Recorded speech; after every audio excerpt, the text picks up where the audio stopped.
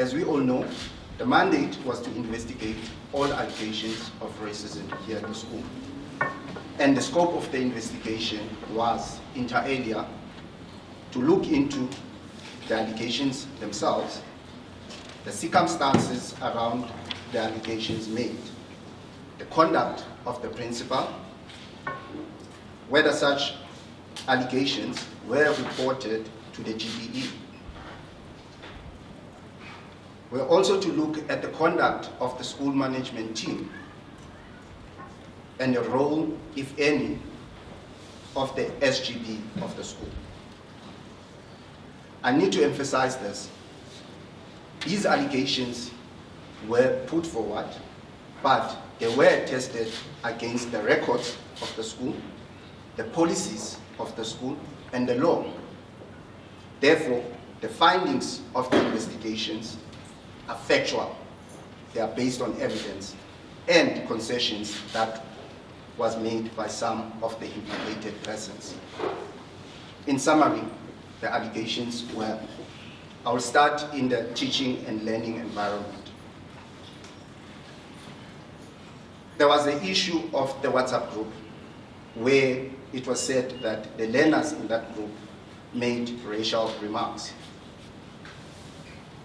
Another allegation that was put forward was the selective application of discipline based on the race of the accused learner. There was also an allegation about the lack of transparency on the part of the school on how complaints are dealt with. And this was linked to the bullying of one learner, which we described as learner 6, by the 12 learners from the WhatsApp group. There was also an allegation that was made about black learners that were said to have racially abused white learners in 2020, and the GDE failed to act on that particular incident when it was reported by them. It was further submitted that because of this, there was a mass departure of learners at the school. Another allegation that was put forward was that black learners in July 2024, they've also racially abused learners of other races, and this was in response of the WhatsApp group messages becoming public. There's also an allegation that white educators here at the school do not greet their fellow black educators. And when this was questioned, the response was that it is because the white educators do not know whether the black educators are cleaners or educators here at the school. We now move to the administration unit and the allegations related specifically to the position of the finance manager. The allegation was that the finance manager was favored and appointed to the position based on her race without meeting the qualification requirements and without any application and interview process as required by the school's employment policy. Due to the finance manager not being qualified for the position, the school secured external support so she could succeed in the position, the extent of which was never provided to the black person that previously held that position. Now, I will deal with the allegations in the estate facilities unit. The allegations in that unit was that the estate facility manager position was reserved for white persons. And once the white person is appointed, they are trained on the job by the black supervisors and team leaders because they do not have the experience for that position. That, as a result, discouraged a lot of people for applying for that position. It is further said that the estate facility manager, who is white and appointed in the position for the past 4 years, has outsourced his responsibilities of managing gardeners to a person who is white but not employed by the school. Please note that this person turned out to be the husband of the principal. The estate facility manager in school permits the same person, the husband of the principal, to drive the school's vehicle and was at some point signing purchase orders for garden-related items. The spouse of the principal is also said to be involved in the employment of gardeners here at the school. And the estate facility manager does not greet fellow black employees and is using abusive language when addressing them. Those were, in summary, the allegations that were put forward. Now, during the drafting of the investigation report, the Thabo Mbeki Foundation addressed a letter to the MEC making a submission inter alia that the GDE should reconsider the investigation it was conducting at the school. The foundation made comments regarding the events of 18 July 2024. It appears from the letter, the foundation only met with a delegation from the SGB and the GDE. The affected learners appear not to have been consulted by the foundation and were not given an opportunity to share their experiences as learners at the school. I will now deal with the findings in the report. The first one relates to the WhatsApp group allegations. The investigation did not look into the WhatsApp messages, as that issue was decided upon by a disciplinary hearing.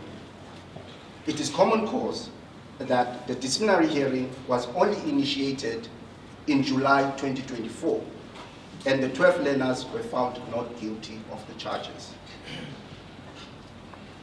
It is a finding in the report that the allegations were reported to the principal and the deputy principal in October 2023 by learners 3, 6, and 23. The principal mishandled the complaint. She was not transparent with the 3 learners on how she dealt with their complaint. The learners kept asking about the status of their complaint, and they were advised by the deputy principal responsible for discipline that the investigation was pending. It was the same time the bullying of learner 6 by the 12 learners from the WhatsApp group was reported to the deputy principal. The learners followed up again on the status of their complaint in term 2 of 2024. The response was the same, that the investigation was pending.